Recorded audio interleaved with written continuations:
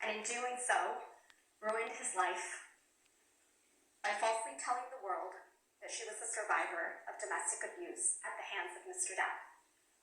Today, on May 27th, 2022, exactly 6 years later, we ask you to give Mr. Depp his life back by telling the world that Mr. Depp is not the abuser Ms. Heard said he is, and hold Ms. Heard accountable for her lies.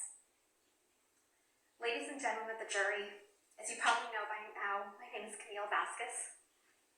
On behalf of Mr. Depp and all my colleagues at Brown Rednick, I want to thank you deeply for your time and your service over these last 7 weeks.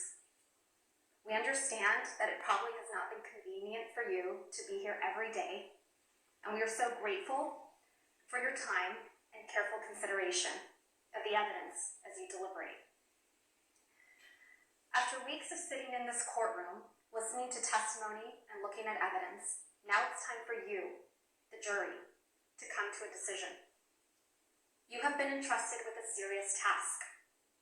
What is at stake in this trial is a man's good name.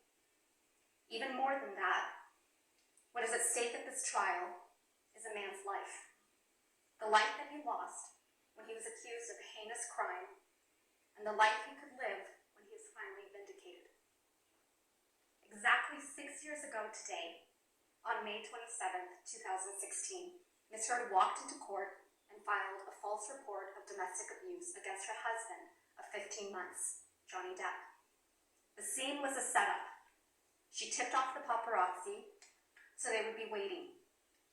They knew exactly where she would pause, which side of her face to photograph. And the photos captured what she wanted them to see, the image of a battered woman. What the paparazzi did not know is that the dark mark on her face mysteriously appeared 6 days after last seeing Mr. Depp. It was a lie. She knew it, Mr. Depp knew it, and the multiple witnesses you heard from who saw her that week of May 21st, 2016, also knew it. But the world only saw what she wanted them to see.